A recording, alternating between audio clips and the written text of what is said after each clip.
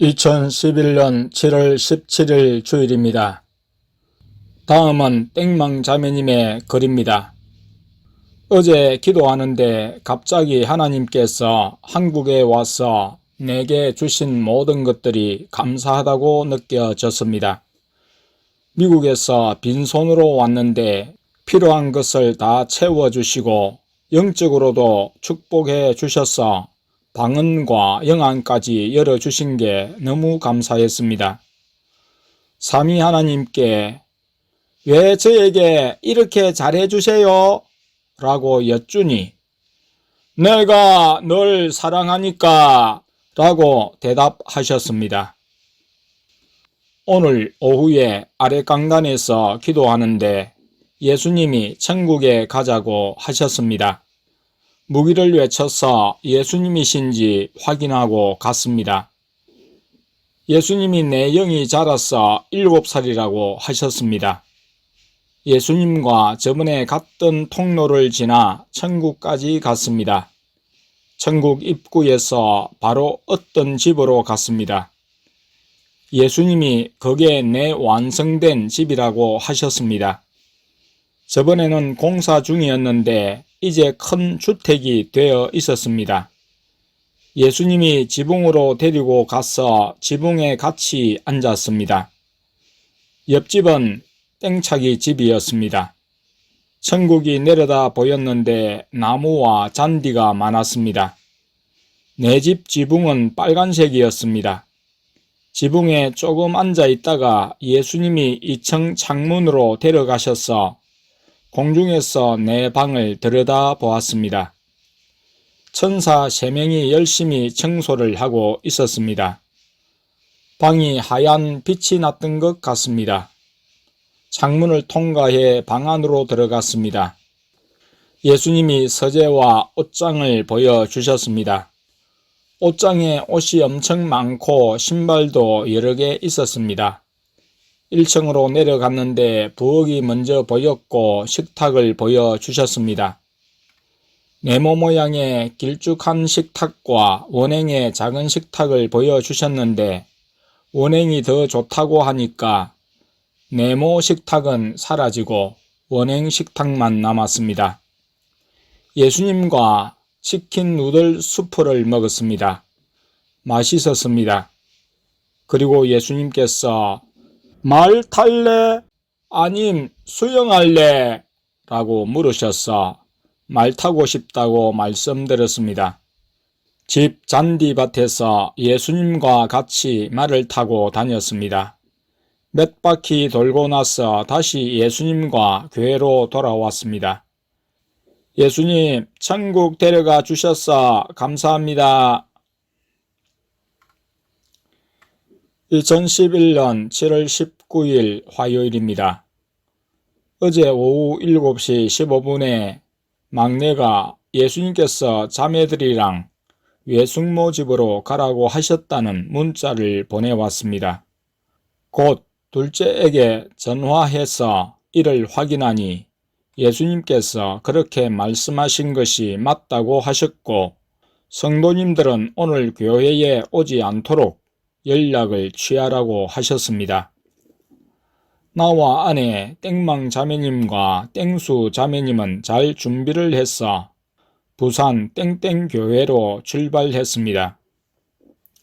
저녁은 칼국수 집에서 먹고 부산에 도착하니 아직 땡 목사님과 사모님은 계시지 않았습니다.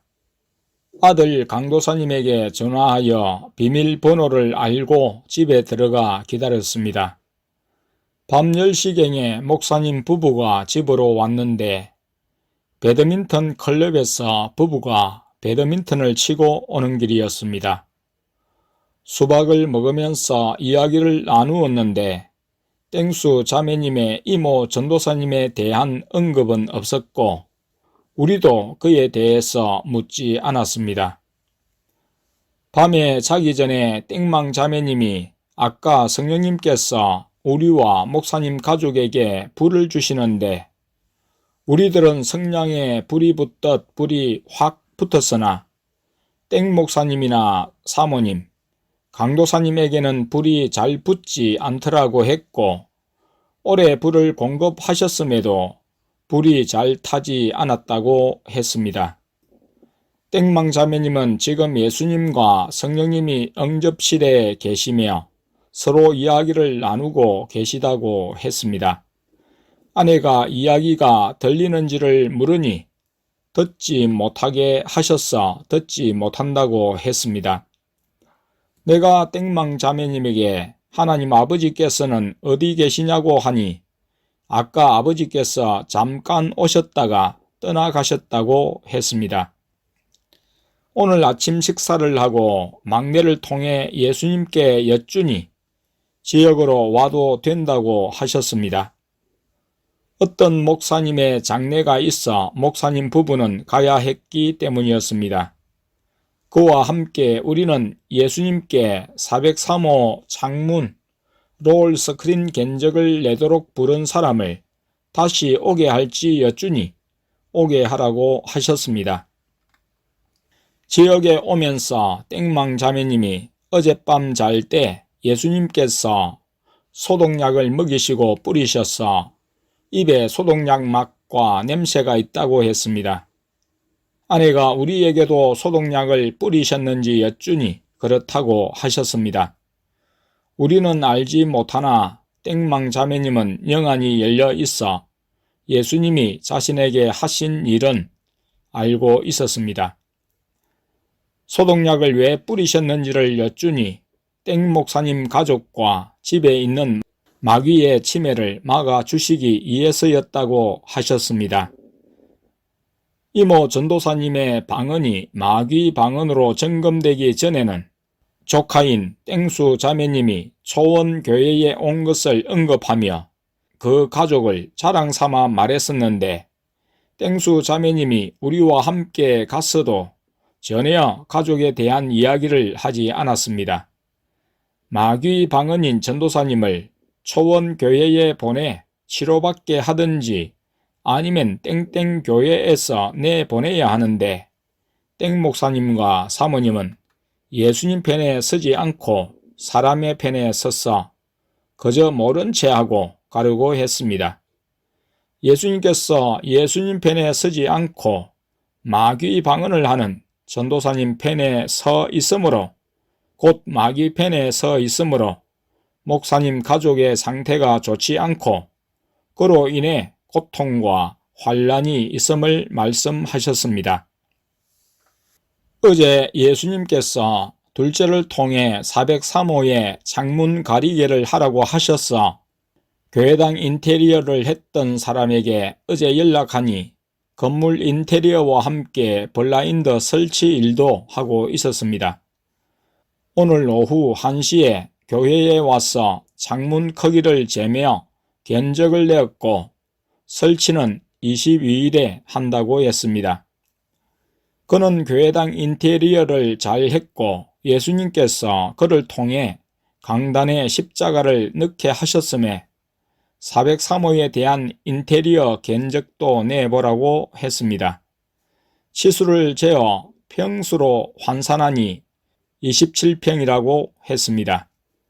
아내가 거기서 반을 잘라 방 2개를 넣고 방 쪽에 있는 창문들은 이중창으로 하며 하나의 방엔 북박이장을 넣고 2방 모두 바닥은 보온재를 깔며 필름 난방을 하고 각각 문 1개를 달 때의 견적을 내보라고 했습니다. 금요일 창문 가리개를 달려고 올 때 견적을 가져오기로 했습니다.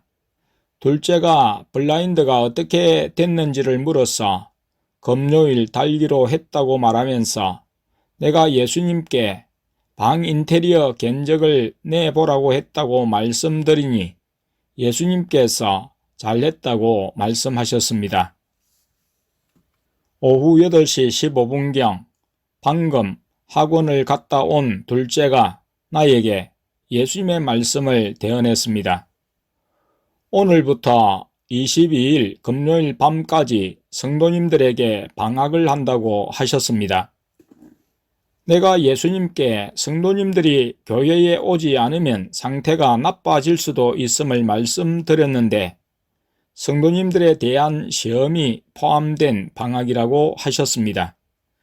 방학하는 며칠 동안 성도님들의 상태를 지켜볼 것이라고 하셨습니다. 성도님들에게 예수님께서 방학을 주셨고 기한은 오늘부터 금요일 밤까지임을 문자로 보냈습니다. 그리고 예수님께서 둘째를 통해 저녁 식사를 땡땡군에서 한다고 하셨습니다. 자매님들도 문자를 받고 방학이 있다는 사실이 믿기지 않는지 둘째에게 물으며 신기해했습니다.